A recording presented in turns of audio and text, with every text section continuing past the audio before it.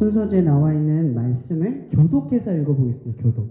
제가 먼저 읽고 여러분 나중에 읽고 이런 식으로 교독하면서 읽어보겠습니다. 제가 먼저 읽겠습니다. 사무엘이 이스라엘 온 족속에게 말하여 이르되 만일 너희가 진심으로 여호와께 도려오려거든 이방 신들과 아스타롯을 너희 중에서 제거하고 너희 마음을 여호와께로 향하여 그만을 섬기라. 그리하면 너희를 블레셋 사람의 손에서 건져내시리라. 이에 이스라엘 손이 바알과 아스타롯을 제거하고 여호와만 섬기니라. 사무엘이 이르되 온 이스라엘은 미스바로 모이라. 내가 너희를 위하여 여호와께 기도하리라 하매 그들이 미스바에 모여 물을 이어 여호와께 붓고 그날 종일 금식하고 거기에서 이르되 우리가 여호와께 전제하려 하니라. 사무엘이 미스바에서 이스라엘 자손을 생각하였느니라. 이스라엘 자손이 미스바에 모였다 함을 블레셋 사람들이 듣고 그들의 방백들이 이스라엘을 치러 올라온지라. 이스라엘 자손들이 듣고 블레셋 사람들을 두려워하여 이스라엘 자손이 사무엘에게 이르되 당신은 우리를 위하여 우리 하나님 여호와께 시신하고 부르소서. 우리를 블레셋 사람들의 손에서 구원하시게 하소서 하니. 사무엘이 젖 먹는 어린 양 하나를 가져다가 온전한 번제를 여호와께 드리고 이스라엘을 위하여 여호와께 부르짖음에 여호와께서 응답하셨더라. 사무엘이 번제를 드릴 때 블레셋 사람이 이스라엘과 싸우고 가까이 오매 그날 여호와께서 블레셋 사람에게 그들을 하여 그들을 어렵게 하시게 하시니 그들이 이스라엘 앞에 하였더라. 이스라엘 사람들이 미스바에서 나가서 블레셋 사람들을 추격하여 벳갈 아래에 이르기까지 쳤더라. 사무엘이 돌을 휘하여 미스바와 센 사이에 세워있는데 여호와께서 여기까지 이를 도우셨다 하고 그 이름을 베델에셀이라 하니라. 이에 블레셋 사람들이 굴복하여 다시는 이스라엘 지역 안에 들어오지 못하였으며 여호와의 손이 사무엘이 사는 날 동안 블레셋 사람을 막음에. 다 함께 읽겠습니다. 블레셋 사람들이 이스라엘에게서 빼앗았던 성읍이 에그론부터 가드까지 이스라엘에게 회복되니 이스라엘이 그 사방 지역을 블레셋 사람들의 손에서 도로 찾았고 또 이스라엘과 아모리 사람 사이에 평화가 있었더라. 아멘.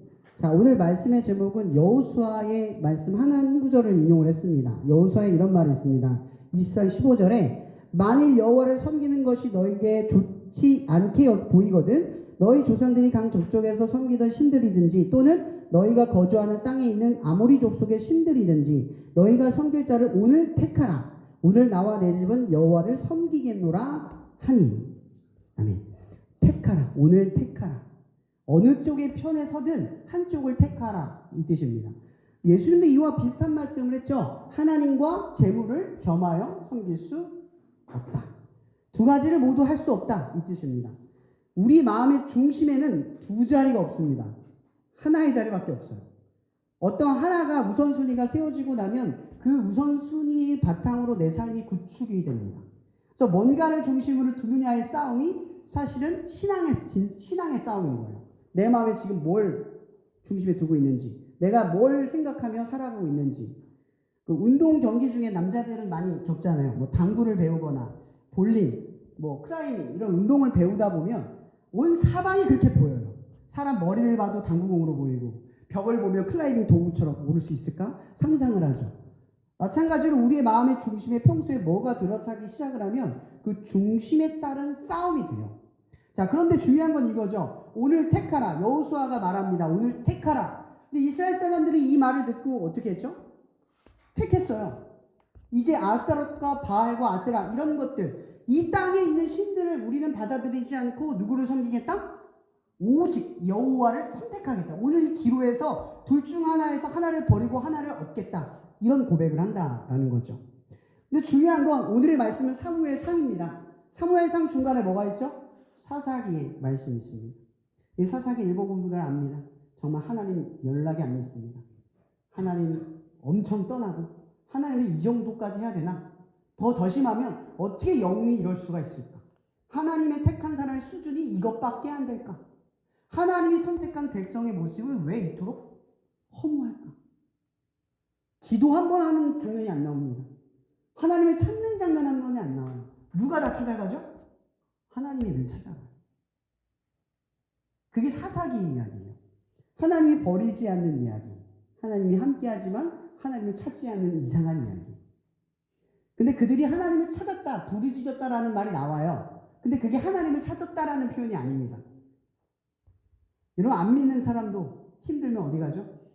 기도합니다. 불교를 가든 어디를 가든 가서 기도해요. 안 믿는 사람도 신을 원망합니다. 자기 일이 안 풀리면 세상 너무 불공평한 거 아니야? 왜 날 이렇게 태어나게 해? 신이 있으면 세상에 이러면 안 되지. 이렇게 말할 수 있어요. 이 모든 게 신앙인 거죠. 모든 인간들은 자기의 한계, 자기가 넘어서지 못한 문제를 바라볼 때 누구를 떠올린다? 그 너머에 내가 어떻게 할 수 없는 이 상황을 내가 어떻게 통제할 수 없는 누군가를 떠올린다는 거죠. 그걸 우리는 고난이라고 합니다. 근데 삶의 대부분, 아까 제가 이런 얘기를 했죠. 하나님을 선택했어요. 이스라엘이 약속의 땅, 원하는 것을 얻었나요? 못 얻었나요? 결국 얻었잖아요. 노예의 신분으로 하나님의 땅, 약속의 땅에 들어갔어요. 그들이 가장 원하는 걸 얻었어요. 왜? 왜 그게 그들이 가장 원하는 거였죠? 40년 광야 생활 우리 안 해봤잖아요. 그죠? 나중에 갈 기회가 생기시면, 저도 안 가봤어요. 들은 사람의 어떤 이야기를 들어본 건데 처참하답니다. 낮에는 4, 50도가 되고 밤에는 마이너스 5, 10 이 정도 된답니다. 극심해요. 근데 나무 하나가 없답니다. 물이 없어요. 풀떼기도 없고. 그러니까 뜨거운 햇빛에 걸어야 되고, 추울 때는 자기가 입었던 옷을 덮어야 돼요. 어디 동굴도 없고 돌 밑에 숨을 데도 없는 그 야생 들짐승이 막 돌아다니는. 그러니까 광야라고 하는 곳은 허허벌판에 별만 있는 곳이죠. 그러니까 나를 보호할 수 있는 것이 아무것도 없는 곳입니다. 근데 이스라엘이 광야 40년을 지날 때 어떻게 살았죠? 성막을 짓고 다시 다시 그걸 수습해서 정리하고 또 끌고 가다가 다시 짓고. 얼마나 힘들었겠어요. 맨날 텐트 치면. 여러분 놀러가서 캠핑하면 재밌죠. 근데 맨날 캠핑해보세요. 재밌나? 캠핑을 40년을 하면 질리는 거예요. 그죠? 얼마나 정착한 땅에 있는 사람들이 그립고 이 애국 땅에서 살았던 그 시절이 그리웠을 거예요. 그죠? 그때는 적어도 노예였어도 안정적이었으니까. 이렇게 힘들게 매일매일 걷진 않았어야 되니까. 근데 그들이 얼마나 가나안 땅, 하나님의 약속의 땅에 들어가고 싶겠어요. 여러분 여호수아에 이어서 가나안 땅에 들어갔다는 얘기는 딱 이렇게 요약하면 돼요. 그들이 정말 원하는 걸 드디어 주셨다. 들어가서 주셨어요. 근데 실제로 들어갔더니 그 땅에 있는 사람들이 있어요, 없어요? 여전히 있잖아요. 그냥 왔는데 자연스럽게 그 사람들이 나간 게 아니에요. 하나님이 약속의 땅에 딱 들어가게 하셨어요. 그리고 뭐라고 말했냐면 내가 너에게 이 땅을 줬다. 이렇게 얘기하는 거예요. 줬다. 그러니까 줬다라는 건 뭐예요? 믿음으로 이미 내가 너희들한테 이길 길을 열어줬어. 이제 너희들이 찾기만 하면 돼. 가서 발걸음을 떼서 싸우기만 하면 다 네 땅이야. 그래서 이길 때마다 뭘 기억해? 내 말을 기억해. 니들이 원하는 걸 주었을 때 그 원하는 것을 내가 바라는 걸 기억해. 이렇게 말씀하셨어요. 신명기에서 이걸 몇 번이나 반복했어요. 그 땅에 들어가거든. 너희들은 나를 이길 거야. 이렇게 말씀하시면서도 그래도 너희들이 돌아오면 내가 부르짖으면 내가 응답할게. 계속 이렇게 말씀하신 거예요. 그때도 나의 말을 기억해. 계속 이렇게 말씀을 하신 거예요. 신명기가. 그러고 여호수아가 넘어간 거예요. 택했어요. 그리고 오늘 사무엘 상의 이야기가 나온 거죠. 그리고 사사기 시대가 무슨 시대였어요? 그를 한마디로 욕하면 21장 25절에 그때에 이스라엘에 왕이 없었다. 왜냐면 그들이 각자의 옳은 소견대로 행하였기 때문입니다. 이게 뭐예요? 각자의 옳은 소견대로 행했다는 얘기는요. 하나님이 왕이 아니었다는 얘기죠. 누가 왕이었다는 얘기예요? 각자 자기가 왕이었다. 자기가 중심에 있었다. 하나님이 중심에 있는 사람이 없었다. 그 시대는 하나님이 중심이 없는 시대다. 이렇게 말을 하고 있는 거예요. 그게 사사기의 시대인 거죠. 근데 사사기에 능력이 있는 사람들이 나타나요, 안 나타나요? 여러분 이렇게 생각하면 안 돼요. 하나님의 거룩한 역사가 능력 있는 사람이 나타나면 그 시대가 부흥한 것이고 그 시대가 하나님의 선택한 나라라고 생각하면 안 돼요. 그럼 사사기가 그런 나라여야 됩니다. 그만한 능력을 가진 사람들이 어디 있습니까? 혼자서 몇천 명을 쓸어 죽이고 혼자서 몇만 명의 군대를 이기는 그런 시대가 어디 있어요? 역동적인 이런 시대가 어디 있어요? 근데 그 시대를 하나님이 가장 어두운 시대라고 이야기를 하는 겁니다. 우리가 보는 것과 하나님이 보는 게 다르다는 거죠. 이 사무엘 상의 이야기는 사실은 7장의 이야기가 아니라 4장의 이야기부터 출발을 해야 돼요. 여러분 4장의 이야기가 어떤 이야기냐면 블레셋과의 전쟁을 앞두고 있는 장면인데 이제 가나안 땅에 정착을 해서 처음으로 이제 안정기를 거쳐가고 있는 거예요. 그 안정기를 거쳐가는 중에 최초로 블레셋이 등장을 해서 그들의 안정을 깨는 이야기로부터 출발을 하는 겁니다. 여러분 보세요. 이스라엘이 믿음으로 그 땅을 차지했어요? 안 차지했어요? 차지했어요. 다 이기게 해주셨어요, 하나님은.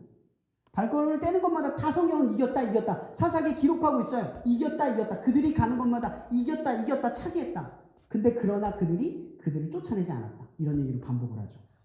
하나님 무조건 이기게 했어요. 하나님의 사람들이 믿음을 갖고 나아가면 무조건 이기게 해주셨어요. 근데 흔적들이 하나씩 남아요. 하나님이 중심이어야 되는데 자기가 이긴 게 중요해요. 자기의 전리품이 더 중요해지는 거예요. 하나님이 이긴 게 중요했으면 그분의 말씀을 떠올렸어야죠. 가서 어떻게 해야 되는지를 떠올렸어야 돼요. 이게 하나님이 이기게 하신 거라면 그 이긴 것을 생각하면서 하나님의 말씀을 떠올려야 되는데 그들은 자기가 이긴 것이 우월한 거예요. 자기의 옳은 소견. 내가 이겼다. 이러면 여러분 솔직히 안 될 때 하나님 찾지 잘 될 때 하나님 안 찾잖아요. 잘 되면 내 공이고 안 되면 하나님 탓이에요. 이게 인간의 아주 잘못된 점이죠. 성경은 계속해서 우리의 안 되는 지점을 말해요. 그게 뭐냐면 영광 돌리는 순간이 왔을 때 그것이 하나님의 말씀을 떠올려서 하나님 방식으로 보이게끔 하는 거. 안 될 때 하나님 찾는 비참한 그리스도인의 모습이 아니라 잘 될 때 드러낼 수 있는 믿음의 모습 말하는 거예요. 이런 느헤미야 아까 교수님이 그 느헤미야 기도를 해주셨잖아요. 그죠? 이 느헤미야 믿음이 왜 중요합니까? 그가 술 맡은 관원장이 되어서 왕 앞에 섰을 때 그의 가지고 있는 재능과 위치와 신분이 뭐를 나타내요? 하나님의 영광을 나타내는 거예요. 여러분의 성공이 하나님의 영광을 나타내는 거예요. 근데 우리는 잘 될 때 하나님을 위해서 말씀을 떠올리는 게 아니라 내 것을 취하는 데에 더 몰두하는 인생이 된다라는 거죠. 결국 신앙이란 무슨 싸움입니까? 중심의 싸움이라는 거죠. 우리나라는 전쟁이 끝난 나라인가요? 아니죠. 전쟁이 끝난 나라가 아니에요. 여전히 휴전국이죠. 휴전국이라는 말하는 군인이 여전히 필요하다는 얘기고 우리는 늘 싸움을 준비하고 어떻게 해요? 기술을 발전시키는 거예요. 그죠? 요즘의 전쟁의 억제는 힘을 더 가져서 전쟁을 억제하는 거예요. 우리나라는 그 휴전의 힘이 뭐냐면 전쟁을 억제하는 힘을 길러내는 거죠. 그럼 우리 힘이 떨어지면 어떻게 돼요? 북한에게 침범을 당하겠죠. 그죠? 그럼 똑같아요. 사단과 하나님의 싸움이 이런 거예요.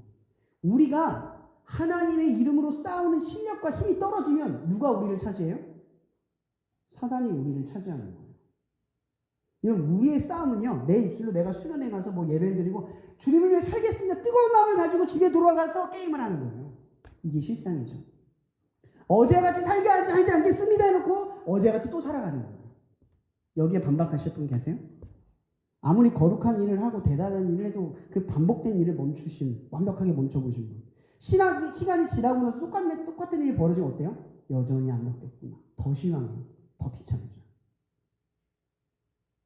이런 전쟁은요, 싸우다 질 수도 있고 이길 수도 있어요. 근데 중요한 건 이거예요. 하나님이 우리에게 주신 싸움은 뭐냐면 이거예요. 너희는 사탄을 못 이겨. 근데 나는 사탄을 통제하는, 사탄 위에 있는, 하나님은 사탄을 만든 존재야. 사탄은 나에게 대항하지 못해. 이거죠. 너희들은 사탄을 못 이기지만 나를 붙들으면 사탄을 이겨. 이 얘기예요. 너희들은 나의 능력이 없으면 이 싸움을 이길 수가 없어. 이 이야기예요. 그럼 신앙의 실력을 길러가는 건 어떤 걸 의미하겠어요? 하나님을 중심으로 두는 싸움으로 훈련되는 거예요. 계속 이 싸움을 하는 거죠. 우리는 변화하지 않는 것 같지만 조금씩 변화하고 있어요. 하나님이 원하는 방향으로 나아가고 있어요. 근데 그걸 어떻게 아느냐? 오늘 본문의 말씀에서 제가 찾아보려고 합니다. 이 사무엘상 4장의 이야기는 이거예요. 홈리와 비느하스가 있죠. 엘리 제사장이 있어요. 하나님의 궤를 섬기는 엘리 제사장이 있는데 홈리와 비느하스가 하나님에게 어떤 선물을 드릴 때 어떻게 하죠? 갈고리를 채가서 지들이 좋은 거, 갖고 싶은 걸 뺏어가요. 그죠? 그런 사람이 제사장이에요. 그죠? 엘리는 알고는 있는데 마음의 중심에 하나님이 있는 게 아니라 누가 있어요? 두 아들이 있는 거예요. 하나님을 믿는데 하나님이 하신 말씀도 두려워서 아는데도 못 바꿔요. 왜? 중심이 두 자녀에게 있으니까. 오죽하면 사무엘이 하나님이 음성을 들었을 때 가르쳐 주면서 본인은 듣고 있지 않는 자기의 삶의 상태는 못 깨달아요. 웃기지 않나요? 사무엘에게 이렇게 하면 이렇게 하나님한테 말해. 그럼 하나님 말씀하실 거야. 그런 걸 자기도 알고 있으면서 자기가 그런 삶을 살지 못하는 자기의 상태를 전혀 인지하지 않는다는 거죠. 왜요? 중심이 하나님이 아니니까. 두 자녀가 중심이니까 별로 중요하지 않는 거예요. 하나님이 점점 중요하지 않는 삶이 되어버린 거죠. 자, 그런데 문제는 뭐냐면 블레셋과 이스라엘 싸움이 있습니다.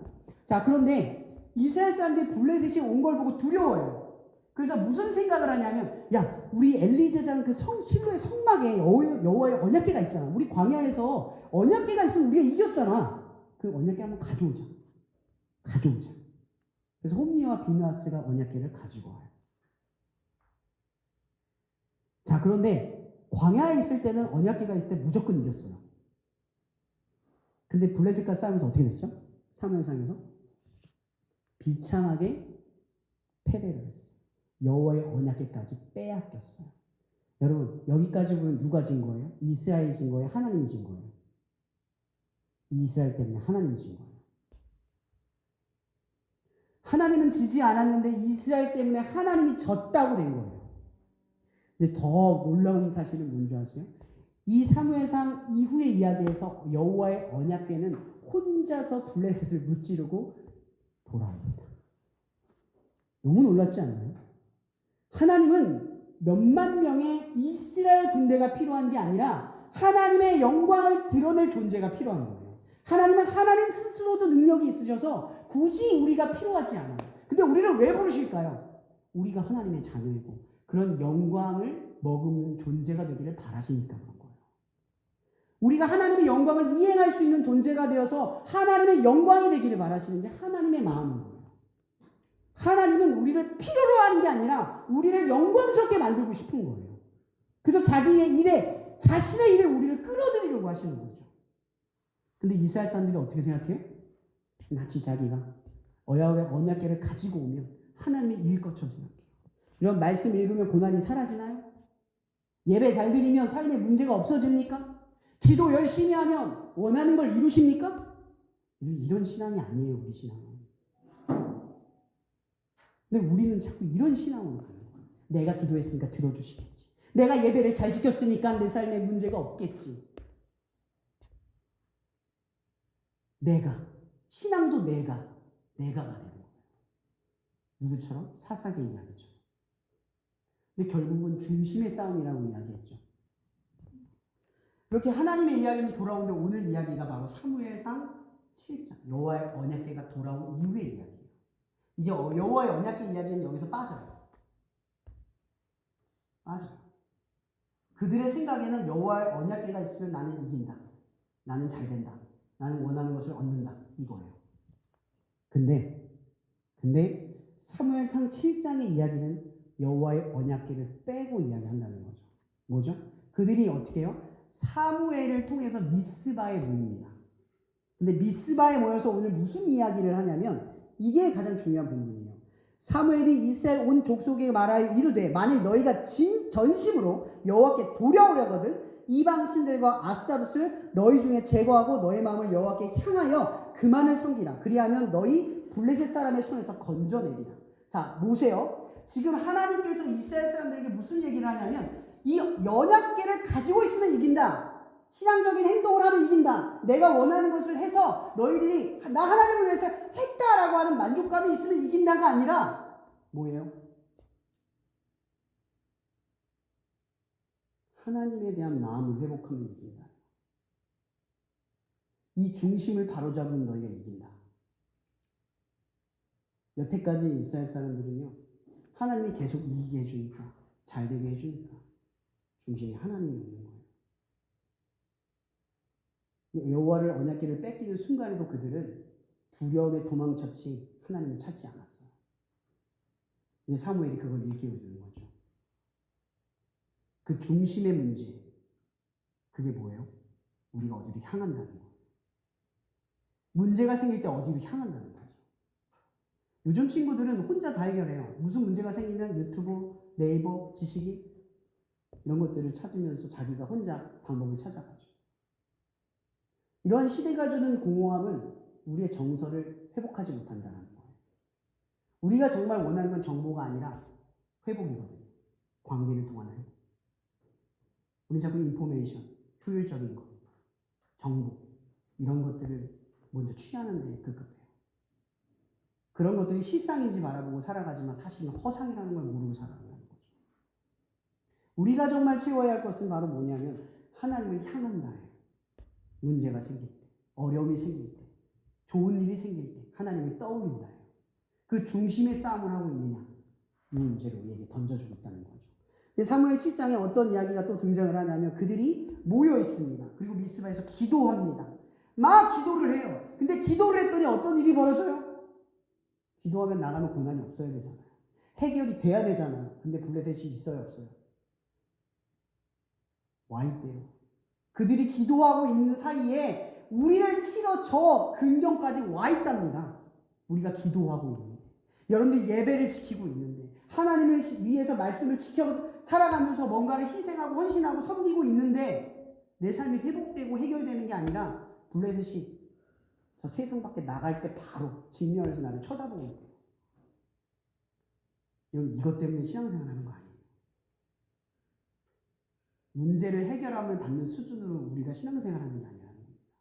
원하는 걸 얻으려고 신앙생활 하는 게 아니에요. 우리는 더 고차원적인 게 있어요. 원하는 걸 얻어도 우리는 원하는 대로 못 살아요. 저는 최근에 제가 신학대 준비를 할 때 간증 하나가 있는데, 제가 신학대를 들어가기 전에 그 입학을 낼 때 그 세대, 그러니까 3년 이상이 지나야 되는 조건이 있었어요. 근데 제가 딱 3년인데 입학 4개월이 모자라는 상황이 벌어졌죠. 아, 이걸 속일까 말까. 어차피 3년이긴 한데 4개월은 좀 그런데 이거 어떻게 할까? 속일까 말까.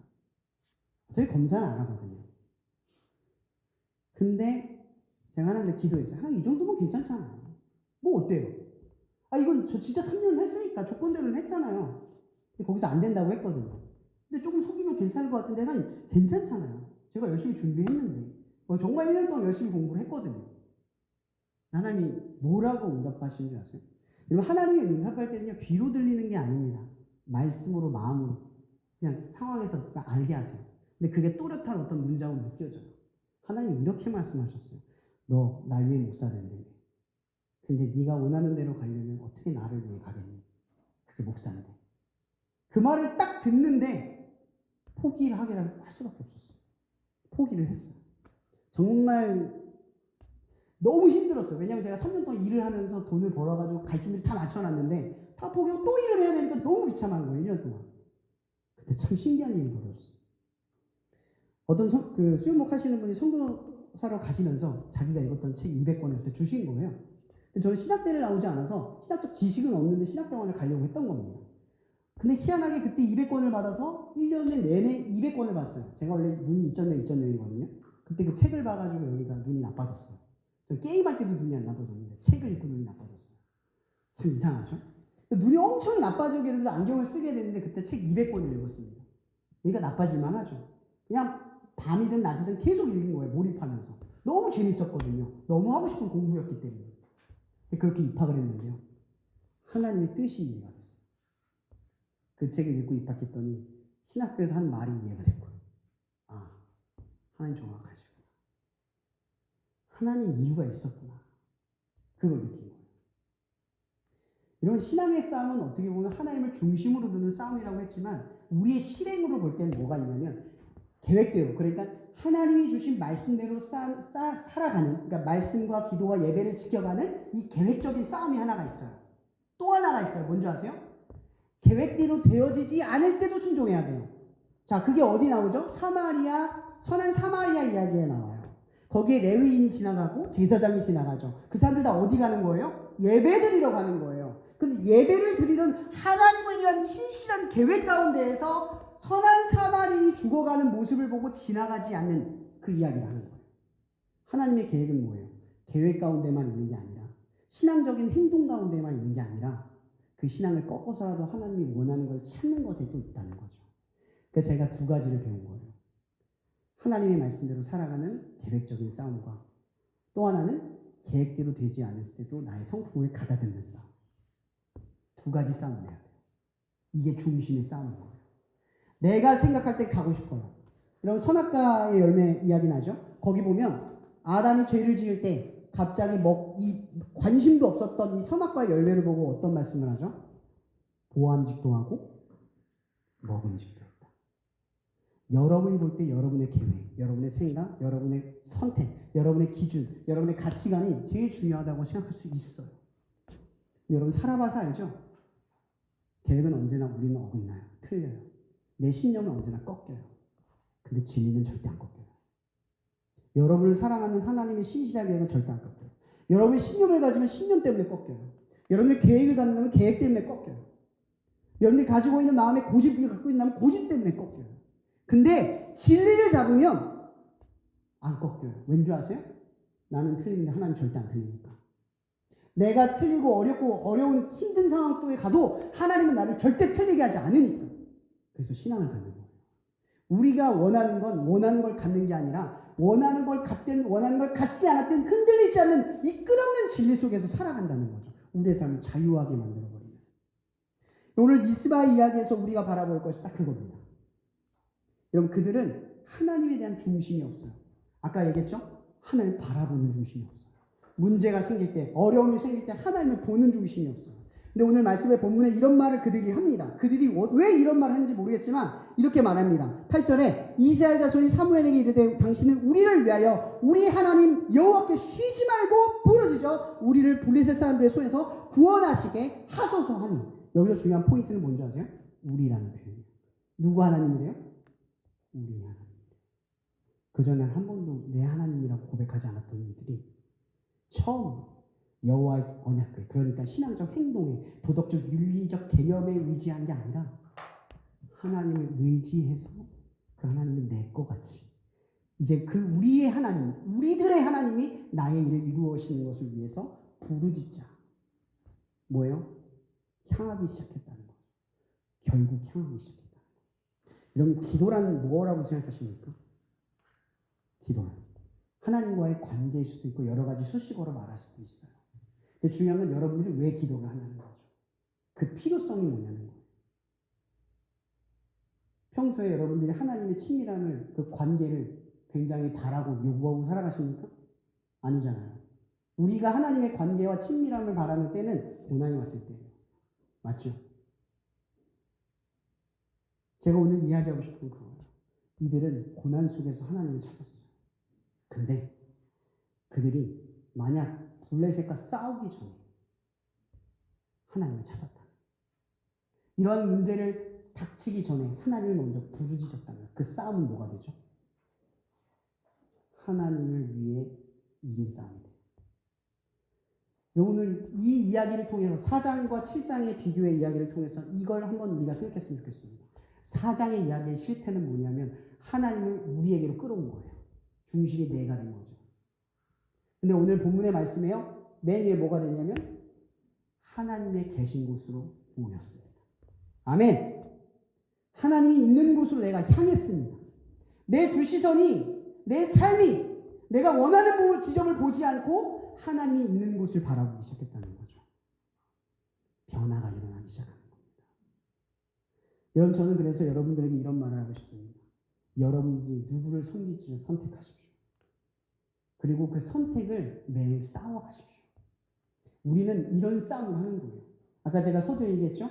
대한민국은 휴전 중입니다. 우리의 싸움도 휴전 중입니다.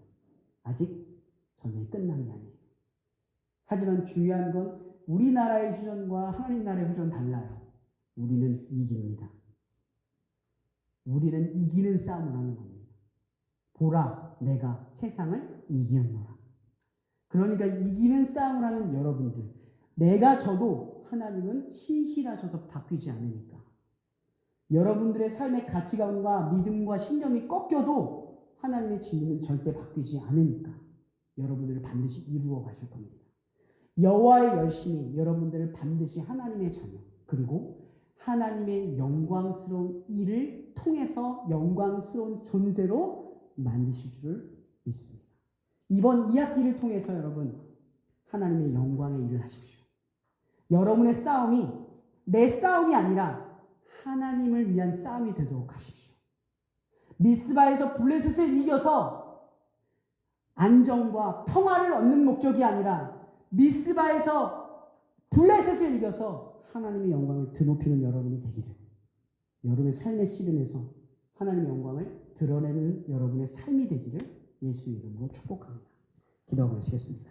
날마다 그들이 싸우는 모든 순간마다 하나님의 영광으로 기억되고 에벤 에셀, 하나님이 여기까지 도우셨다라는 고백들로 차고 넘치는 인생이 되어지도록 인도하여 주시옵소서. 예수 그리스도 이름으로 축원하며 기도합나이다.